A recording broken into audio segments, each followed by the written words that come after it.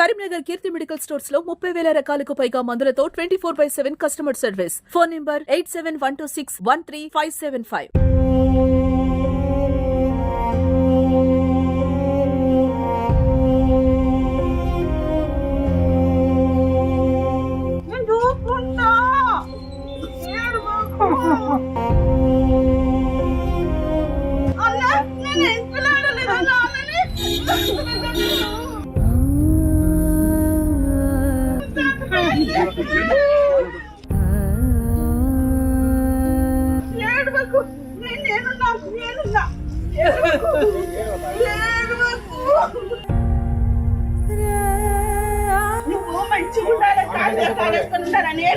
నేను బతుకున్నంత వరకు నీకు ఉంటుంది జీవితం.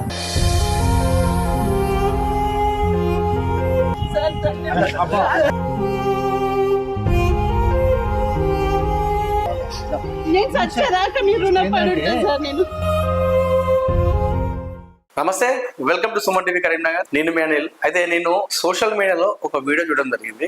ఆ వీడియోలో ఒక మహిళ ఒక పెద్ద ఆయనను పట్టుకొని వెక్కి వెక్కి ఏడుస్తూ చాలా ఎమోషనల్ అవుతుంది. అంటే అది చూసిన తర్వాత వీడియో కాస్త నాకు నేను ఎమోషనల్ అయిపోయినా ఆటోమేటిక్ గా నాకు గూస్ బంప్స్ వచ్చినాయి. అంటే రోమాలు లెక్కబడిసి అంటారుగా అట్లా అనిపించింది. అది చూస్తే నేను చూసుకుంటా మా నాన్నను ఎవరి దగ్గరికి అవసరం లేదు అని చెప్పేసి ఆ మహిళ కంటతడి పెడుతూ తండ్రిని, ఎవరైతే ఆ పెద్ద ఆయన వయసున్నారో ఆ మహిళ తండ్రి అతను, సో గట్టిగా పట్టుకొని ఒక చిన్న పిల్లాన్ని మనం ఎత్తుకుంటే ఎంత ముద్దుగా ఎంత ప్రేమగా మనం ఆప్యాయంగా దగ్గర తీసుకుంటామో అట్లా ఆప్యాయతగా తీసుకొని మాట్లాడుతుంది, అట్లా ఏడుస్తుంది మహిళ. సో అతను నా వీడియో గురించి చాలా ఎంక్వైరీ చేయడం జరిగింది.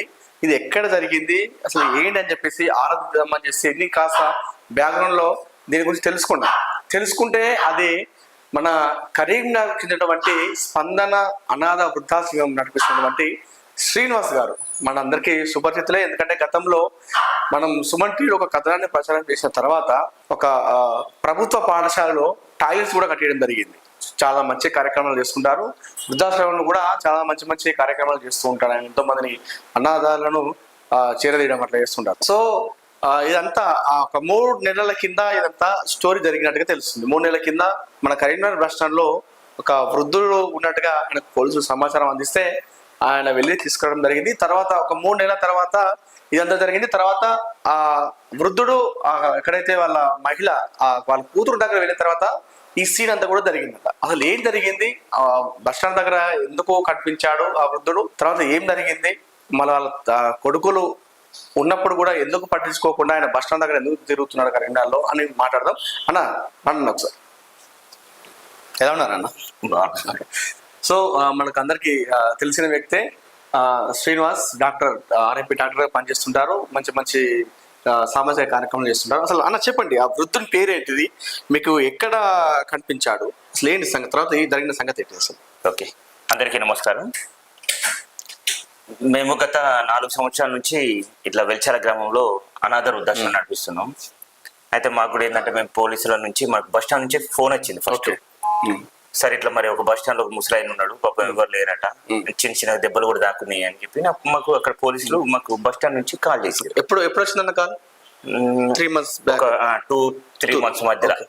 అయితే మేమేం చేసామంటే మేము వెంటనే బస్ స్టాండ్కి వెళ్ళినాం. బస్ స్టాండ్కి పోయిన తర్వాత ఆయన చూసిన తర్వాత చెప్పిండు ఆయన ఏంటంటే మాకు ఇట్లా 2 కొడుకులు కూడా ఉన్నారు, వాళ్ళు చూసుకుంటలేరు, నన్ను ఇట్లా ఇంట్లోకి వెళ్ళి కొట్టి పంపించారు అని చెప్పేసి ఆయన అక్కడ పోలీసుల సమక్షంలో చెప్పిండు ఆయన. చెప్పిన తర్వాత మరి సరే మేమైతే ఇట్లా మాదైతే అనాథాశ్రమం, మరి ఇట్లా కొడుకులు బిడ్డలు ఉంటే మళ్ళీ వాళ్ళతో ఇబ్బంది అవుతా అంటే లేదు వాళ్ళు ఆల్రెడీ మమ్మల్ని ఇంట్లోకి వెళ్ళి గెట్టేసిర్రు అని చెప్పిండు అన్నట్టు. చెప్పిన తర్వాత సరే మరి ఎవరికైతే మనం మంచి చేయాలనే ఒక ఆశ్రమం పెట్టినాం. పాపం ఇట్లాంటి ఏజ్ లా పాపం ఇన్ని బాధలు పడద్దు. ఆయన లాస్ట్ చివరి ఏజ్ లో ఉన్నాడు, 70 సంవత్సరాలకు ఉంటాడు కావచ్చు. సరే అలాంటి ఏజ్లో మనం ఎందుకు ఇబ్బంది పెట్టాలి అని చెప్పేసి మంచిగా మేము ఆశ్రమం తీసుకొచ్చినాం. మంచిగా స్నానం పోసినాం, ఫుడ్ పెట్టినాం. ఇట్లా రోజుకి ఏంటంటే కొంచెం నొప్పులు ఉంటే టాబ్లెట్స్ ఇచ్చినా అవన్నీ సెట్ అయిపోయాయి. ఇక 2-3 నెలల తర్వాత ఇప్పుడు ఉంటుంటే మనకు రోజుకి ఇంత ఫ్రెండ్షిప్ పెరుగుతాయి. ఆయనతో కూడా మనకి ఏంటంటే పరిచయాలు పెరుగుతాయి. ఎక్కడ ఉంటారు ఏంటి అనేది అవన్నీ అడిగితే ఆయన చెప్పిండు అన్నట్టు ఇల్లు మాది హన్మకొండ, మాకు ఇట్లా కొడుకులు ఉన్నారు బిడ్డలు ఉన్నారు, కానీ బిడ్డలకు తెలియకుండానే బయటకు వచ్చింది అన్నట్టు. కొడుకులు అయితే వెళ్ళగొట్టిరు, బిడ్డలకు తెలియకుండానే బయటకు వచ్చింది. ఎందుకంటే ఈ కాలంలో కొడుకులు పట్టించుకోకపోతే బిడ్డలు ఎట్లా చూసుకుంటారని కొంతమంది తల్లిదండ్రులు అనుకుంటారు ఫీలింగ్. అదే ఉద్దేశం మీద ఏంటంటే ఆయన ఇక బిడ్డలకు ఏం చెప్పాలి, నేను నా బిడ్డలకు భారం అవుతా ఎందుకు చెప్పేసి ఆయన బయటకు వచ్చేసి వచ్చిన తర్వాత ఆ స్టోరీ అంతా మాకు చెప్పిన తర్వాత కనీసం ఆయన ఇంట్లోకి వెళ్ళి వచ్చేటప్పుడు బట్టలు తెచ్చుకోలేదు, ఆధార్ కార్డు తెచ్చుకోవాలి, ఏం తెచ్చుకోవాలి, అసలు ఎవిడెన్సే లేదు. మనకి ఇప్పుడు జనరల్ గా ఏంటంటే మనకి ఆశ్రమంలో ఎవరైనా చనిపోతే కూడా మేము అంత్యక్రియలు చేస్తాం. చేసినప్పుడు ఏంటంటే ఆధార్ కార్డు పెట్టుకుంటేనే మనకు సర్టిఫికెట్, డెత్ సర్టిఫికెట్ కానీ ఎవరైనా సరే గ్రామ పంచాయతీ అక్కడి నుంచి వెళ్ళి ఇస్తారు. అయితే ఏంటంటే మేము ఇట్లే రోజు మరి తాత మరి ఇక్కడ మీ ఇల్లు ఉంటాయి చెప్పండి, పోదాం మనం ఏదైనా ఆధార్ కార్డు ఏదైనా ఉంటే తెచ్చుకుందాం, లేకపోతే మీలతో మాట్లాడదాం మరి అని చెప్పేసి నేను ఆయనతో మాట్లాడితే సరే బిడ్డ ఒకసారి పోదాం అని చెప్పేసిండు. పోయిన నెల పోదాం అని అన్నాడు కానీ నాకు కొంచెం పనుతుల వల్ల పోలేదు. ఫస్ట్ తర్వాత పోదాం అని చెప్పేసి నిన్న కాక మొన్న వెళ్ళడం జరిగింది. ఈ 2-3 రోజుల కిందట వెళ్ళడం జరిగింది. వెళ్ళిన తర్వాత మేము ఫస్ట్ అక్కడ పోయిన తర్వాత అలా కొడుకు వాళ్ళు ఉన్న ఇల్లు తాళం వేసింది. సరే వేరే కాడ ఉంటారు అని చెప్పిన తర్వాత మళ్ళీ ఆ చుట్టుపక్కల వాళ్ళందరూ మాకు ఏం చేశారంటే అడ్రస్ చెప్పారు. అడ్రస్ చెప్పిన తర్వాత మళ్ళీ అక్కడికి పోయిన తర్వాత వాళ్ళందరూ వాళ్ళు ఉన్నారు, వాళ్ళ కొడుకు వాళ్ళు ఇట్లా ఉన్నారు వాళ్ళ కొడుకు వాళ్ళు వచ్చిన తర్వాత అరే మేము చూసినాం మాది ఇది అని అన్న తర్వాత ఆయన ముసలైన ఆల్రెడీ ఎమోషనల్ గా చెప్పేసిండు, మీరే మమ్మల్ని బయటకు వెళ్ళగొట్టారు కదా, మీరు ఎట్లా చూస్తారు అని అన్న తర్వాత అలా బిడ్డ కూడా లోకల్ ఉంటది. లోకల్ ఉంటది కాబట్టి ఆమెకు కూడా ఈ చుట్టుపక్కల మన అక్కడ ఏంటంటే 2-3 మంది జమ అవుతారు కదా, మనం వాళ్ళ బిడ్డ కూడా చెప్పారు. మీరు చూసిన వీడియో ఏంటంటే వాళ్ళ బిడ్డ వచ్చిన తర్వాత ఫస్ట్ వాళ్ళ నాన్నని చూసిన తర్వాత ఎమోషనల్ అయిన వీడియో, డైరెక్ట్ పట్టుకొని ఆమె ఫస్ట్ వాళ్ళ బిడ్డకి ఈ చుట్టుపక్కల ఎవరైతే సమాచారం ఇచ్చారో ఫస్ట్ ఆమె రాగానే ఫస్ట్ అలా నాన్న పట్టుకొని ఇచ్చిన వీడియో అది. అట్లా అంటే అంత ఎమోషనల్ గా ఫీల్ అయింది అన్నట్టు.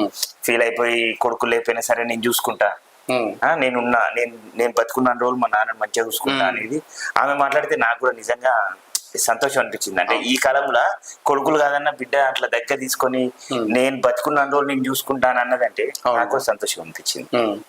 అంటే కొడుకులు కూడా పట్టించుకొని ఈ తరుణంలో కూతురు అంటే ఒక పెళ్లి అయిన తర్వాత ఎక్కువ, ఎందుకంటే కూతురికి ఉన్నప్పటికి కూడా అక్కడ ఉన్నటువంటి పరిస్థితులు కావచ్చు, వాళ్ళ అత్తమామ భర్తల వల్ల తండ్రి మీద ప్రేమ ఉన్నప్పటికీ కూడా చాలా మంది వ్యక్తం చేయలేకపోతారు. కానీ ఏమే డైరెక్ట్ గా చెప్పింది నేను చూసుకుంటా, ఏమైనా కూడా అలా భర్త ప్రజెంట్ అక్కడ తీసుకొచ్చిన కూడా అలా భర్త అలా భర్త చాలా మంది ఒప్పుకోరు. ఇప్పుడు ఆమె తండ్రి కాబట్టి ఒప్పుకుంది. అవును, వాళ్ళ భర్తతో కూడా చెప్పిపించింది ఆమె. ఆ ముసలాయనకు నువ్వు నేను తీసుకపోతే అల్లుడు ఏమన్నా అనుకుంటున్నా, మరి అల్లుడితో కూడా మాట్లాడు అంటే అల్లుడు కూడా అప్పుడు చెప్పిండు ఏ రా మా ఇంటికి రా నువ్వు అని చెప్పేసింది అన్నట్టు. అంటే ఓవరాల్ గా చూసిన తర్వాత సీన్ అంతా మీకు ఏమనిపించింది అట? అంటే మీ దగ్గరికి ఎక్కువ ఎట్లాంటి కేసులు వస్తుంటాయి తండ్రి కొడుకులు?